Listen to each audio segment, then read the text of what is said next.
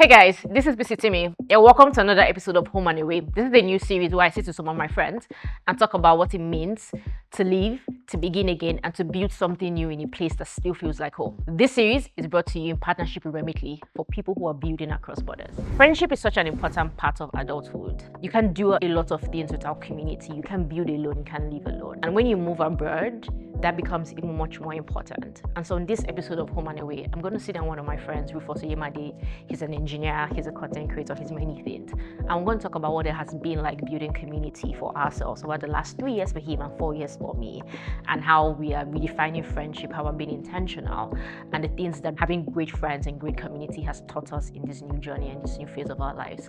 I think that this episode will mean a lot to you. I think this episode will be relatable to a lot of people. So I hope you stay, watch it till the end, and make sure you like and comment as you go. Let's go. So it's been like 4 years since I moved to the UK, and already? Yeah. 2021 or 2021. Ah. Almost 4.5 now. That's cool. Yeah. And the one thing that has held me together is community. Yeah. And I remember when I first moved, the first 3 months kind of felt like there was only like a handful of people. And then some of my friends, Elijah, I saw Elijah was cycling on Instagram. So I said, can I come and cycle with you?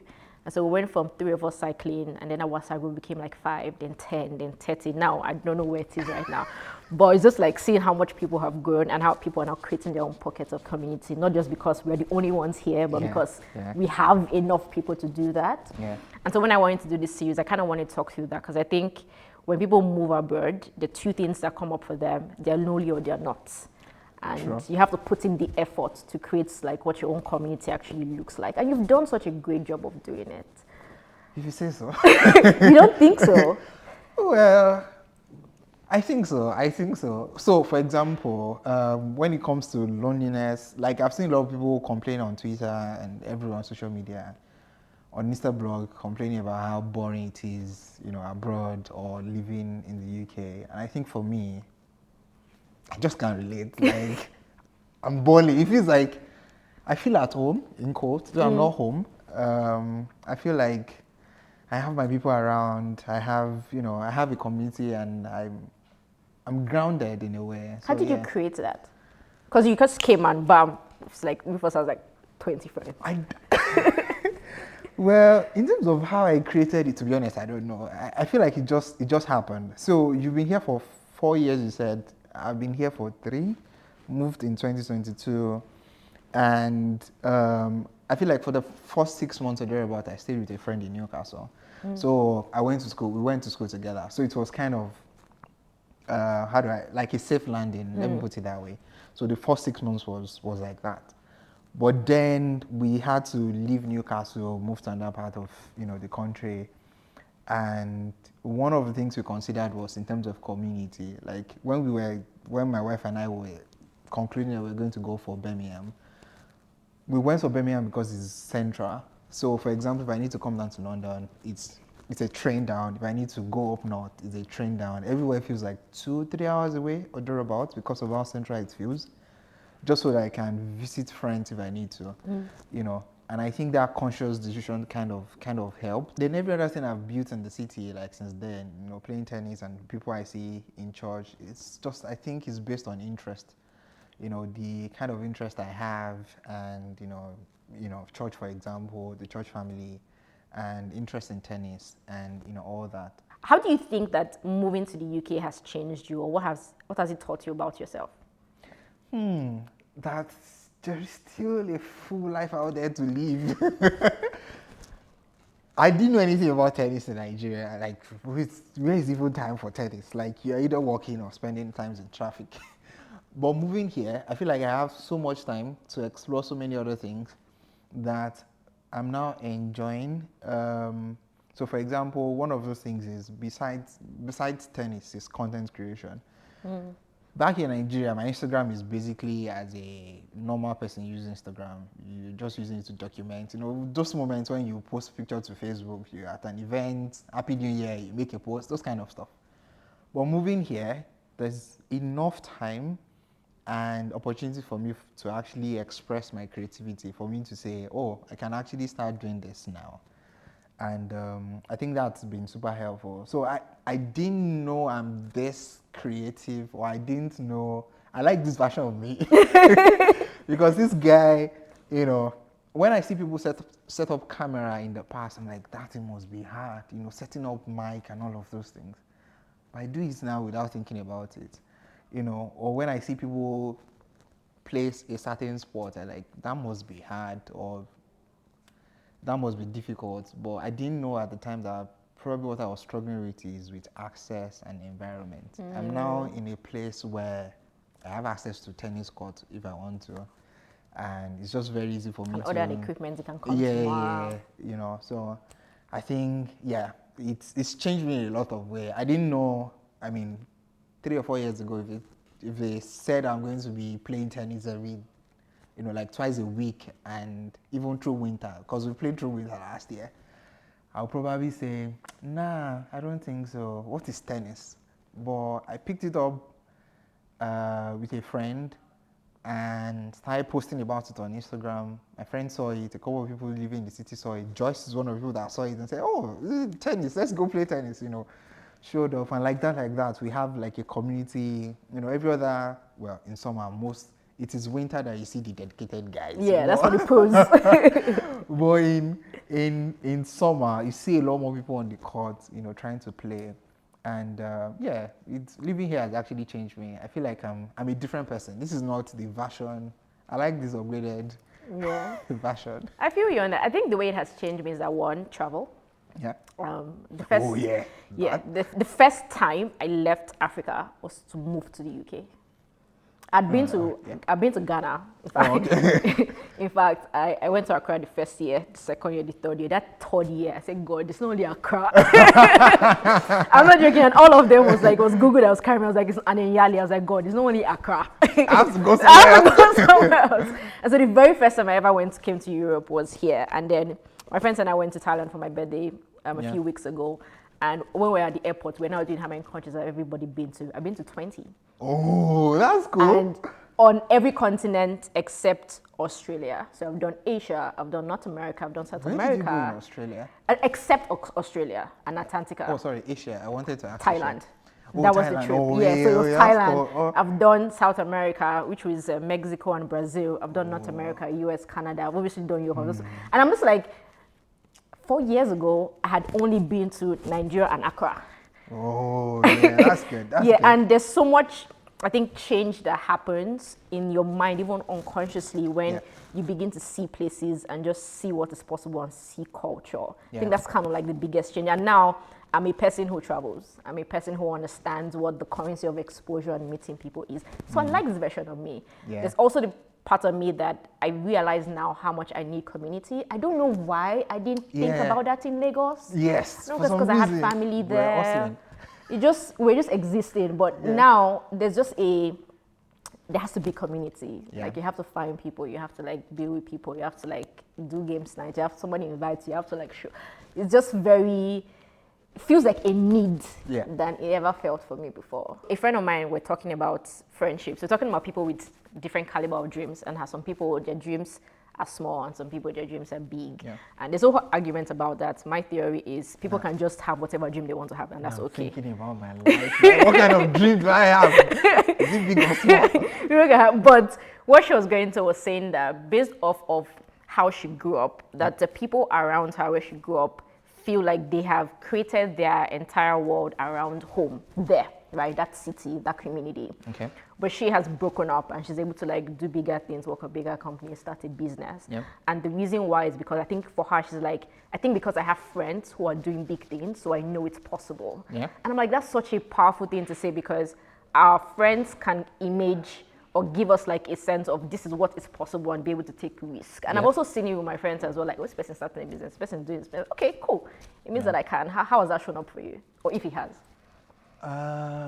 The example that came to mind is that readily comes to mind is content. For me, like, if you asked me a year ago, 2 years ago, that what is my goal as a content creator, I would say it's to be like Peace Itimi. I'm telling you. I am telling you. He's bigger than that dream now, that's what you say. No, I am not even bigger than that dream. I'm not even there yet. And what I mean is, when I see you, and I think of content creation, I'm thinking I just want to be able to build an audience and have an influence. And when I say influence, these are the things I believe you have. And when I'm saying this, I'm not saying the influencing, like Yeah. pushing stuff in people's face, but in a way that I'm able to maybe share something or share my life and, you know, help people somewhere that I'll probably not meet, help them navigate their own, you know, just influencing them from afar, you know, that kind of stuff. And I feel like content gives me the opportunity to do that, right? So to answer your question, content is that thing for me, right? When I see what you do, when I see what other people do, I think of that's actually possible. I can do it. I wasn't comfortable in front of camera when I started out, but eventually I got to that point where I feel comfortable. And it's not just me, right? I have friends as well that by virtue of spending time together, they are picking up their camera to do stuff, you know, just by being in that space. So it's almost like me having the courage to do something is helping other people the somebody permission somewhere to also do the same, you know, just like, this person is doing this thing. By the way, I saw you take content creation seriously, and I'm like, I'm slacking. I'm dead serious. No, I feel like I'm slacking. Because I'm like, I need to do a challenge. That was last year. This year, I don't know, for some reason, I just feel like I'm slacking. But yeah, I think content creation is that thing for me where I see people that are not far off doing what I want to do, and I'm able to like, I can reach these people. The fact that they can do it means I can do it as well. And in my own little way, the courage that I'm using to do it as well is also encouraging other people as well that are probably at a lower level to also step into, you know, that mindset that they can do it as well. So yeah, I think that's really helpful. When you think through like people, community, friendship, how does like safety or the concept of like staying safe and helping each other remain safe, what does that look like? Feeling safe in community. The first thing which I look forward to, which again, my wife will always almost fight me for it. Like, she feels like I'm too trusting. I feel like the way you are, I know you. If you're introducing somebody to me, in a way, there is a level I can almost trust the person that I won't trust like a regular stranger I'm just meeting. Right? Like, just because, I'm meeting this person through Peace, or I'm meeting this person through that person.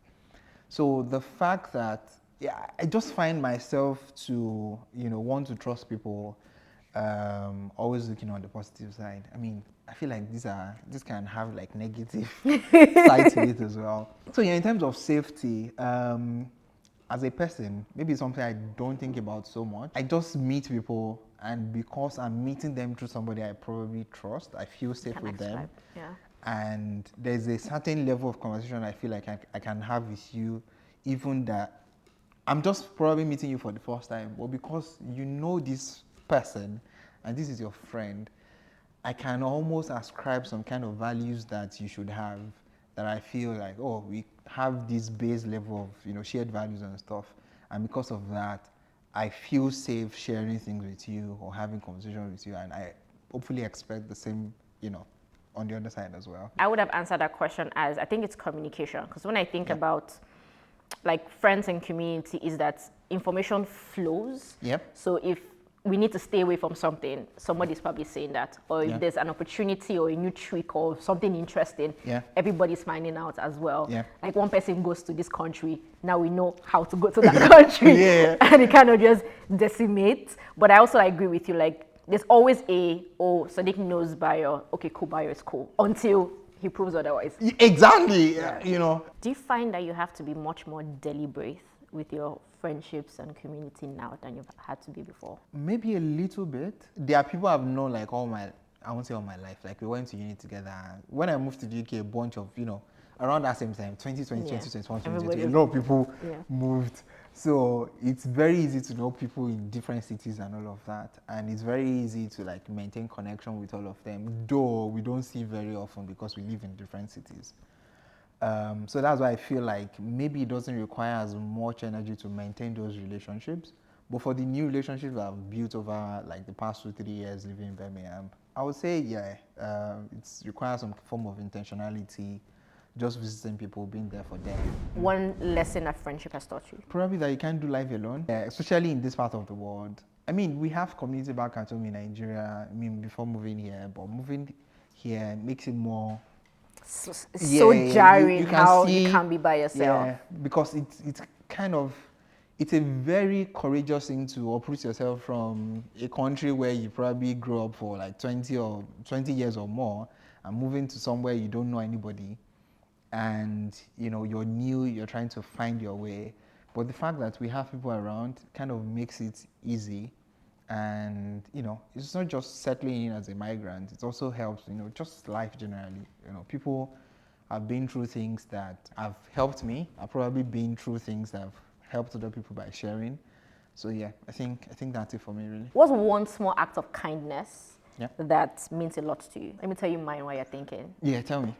Buying me food. Oh, food. My friend in New York, Oiza, she does it really well. If I say like I'm having a bad day or a stressful week, she'll be like, oh, let me just buy you food. And it just makes me feel better. I'll Give probably say quality time. You know, just being in the same space. My friends probably do not know how much their presence kind of helped me, just being in the same space with them, and you know, that energy, because sometimes I feel like sometimes energy can be Yeah, low, you need people. and feeding off other people's energy kind of help. So I think just quality time. So when I say quality time, it doesn't even have to be just seeing, Or even you know, a just call. seeing a friend, just a phone call, you know, just catching up with a friend. It can just be a phone call. Yeah, I think that's it for me, really. I would have said football. I'm not a foodie like you. But I think quality time. How would you describe your community in one word? To be honest, I can't think of anything. But the word that's coming to mind is probably compassion. Back in Nigeria, I don't think I'll consider myself a very outdoorsy or a very. I was going to ask, like, did you have the same amount of large community? Yes, I know a lot of people in Nigeria as well, but maybe because of Lagos, the way it is, we don't hang out that much. I mean, there's the occasional, let's go to cinema, let's go to film house, let's go to X, Y, and Z and go see a movie or something. But I don't go out, or I'm not, it doesn't feel like the way it feels in the UK. And I don't consider myself as an extrovert in a way. If you ask me, even till now, I'll say probably I'm just in between or something. But being in the UK so far, I think I've found a way to actually make it work for me. Just being out there for people, visiting people, inviting people over, and things like that. Speaking of traveling, yeah, I moved 3 years ago. But yeah, all my travel is still within Europe for now, sadly. When the last 1 year, I think my wife and I, we've been to, is it 12 or 14 countries? I don't know, in Europe. Because we got 1 year Schengen visa and we're just going everywhere. You know, we were just everywhere. You know, that access is sweet. For example, right now, I'm already thinking what's going to happen in December. And I was talking to a friend recently because, like you said, you know, you said it, I laughed it off. But in a way, I feel like in some circle, I'm the unofficial social prefect. And I was talking to a friend recently that I'm already thinking, I need to map out activities for December and say, okay, this weekend, this is what we are doing. Next one, and I'm like, when people say my own is too much, just calm down. It's winter. We just need to stay in our house. But you know, I'm just thinking of how to make the December holiday, you know, make it fun for people. You know, come together. You know, this weekend we're doing this. You know, I will see what I'm able to come up with. But it's been fun, I would say. Just to add again, I think one thing that helped me is Birmingham is very small. Yeah, so it's easy to like. Yes, I think the farthest friend I have is like 30 minutes drive away. Like 30 minutes drive. All my friends are like 1 hour away in East London. In London, all the best to you people, because somebody is living. It's like you're living in different ends of the world, and I think that's one thing I've get to enjoy living in a smaller city. It feels more close knitted. We are all able to say, so tennis, you know, let's all gather here and play. If you feel like there is something you want to be a part of and you're not being invited to it, then start your own. Just do it. You know, so that's my advice in the DM to the person. Fair enough. I'm just trying to talk about the intentional side of community. things. Yeah. Thank you so much for staying to the end. I hope you really enjoyed this episode. I hope there was something in here that you could learn from or that felt relatable, that felt like a representation of your journey or maybe even your dream. And I hope it's something that you can sit with. Please like, please comment, but most importantly, make sure you subscribe to this YouTube channel. I'll see you on another video.